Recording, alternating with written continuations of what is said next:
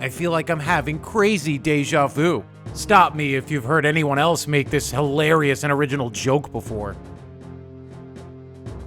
I don't like where this is going.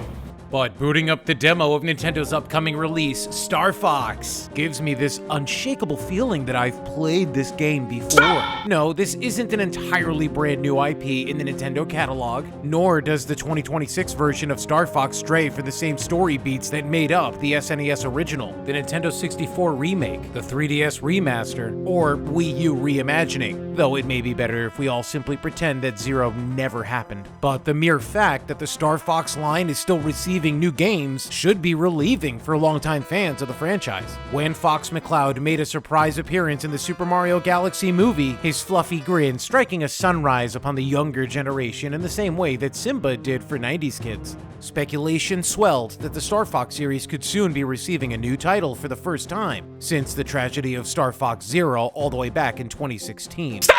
That is, unless you count the official release of the scrapped SNES sequel to the original aptly dubbed Star Fox 2, which released first on the SNES Classic Edition plug-and-play in 2017 and later on the Nintendo Switch online service. Regardless of your timeline, Fox and the gang are finally back, with semi-realism at the center of their dramatic redesigns. The new art direction received mostly negative reception at its first public announcement, but I'd argue that the makeover has done the world of Star Fox very well behind the power of the Switch 2's boosted processing ability. Thanks to the dense and realistic visuals, the solar system finally feels tangible, though you'll only get the chance to play through the training simulator and Mission 2 Meteo in the demo. The asteroid field feels foreboding in your path, as every densely packed chunk of space rock feels beefy enough to tear you from your cockpit. The demo begins with James McCloud, Fox's father and the original Star Fox backstory. Now, we get a cinematic retelling of Fox's motivation for defeating Andross, and the backstory that we were once left to infer from in-game dialogue is now fully realized from the beginning.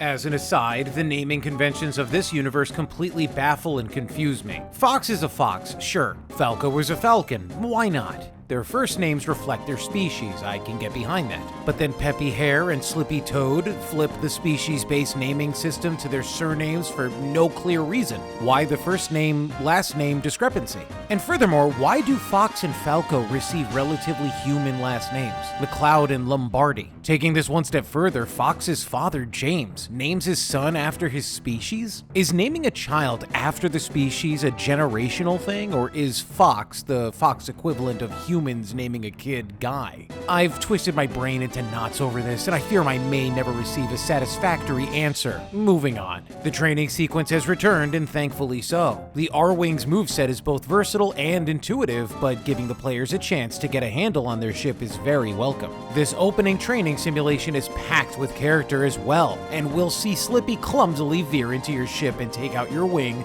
You are and always have been a liability on this team, Slippy. Falco will zip out in front of you to snatch a power-up before you get the chance, arrogant as always. And Peppy, ever the adult in the room, will beg everyone to take the training exercise seriously for once. Sorry, Peppy, not gonna happen. I also laughed out loud when Falco turned the difficulty all the way up at the end of the training because it was too easy and boring for him. I watched as the simulator began to malfunction, and the automated tutorial's voice morphed as its fried processors announced that the simulator's warranty was now void.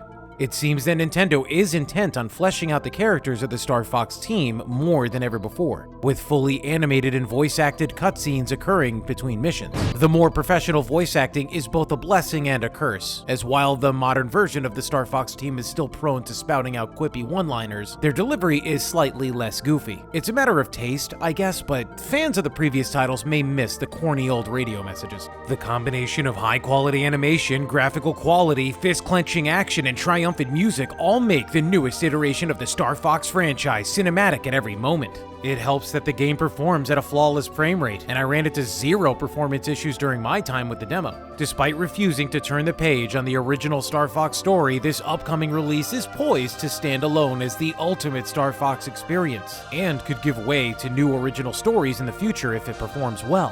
One can only hope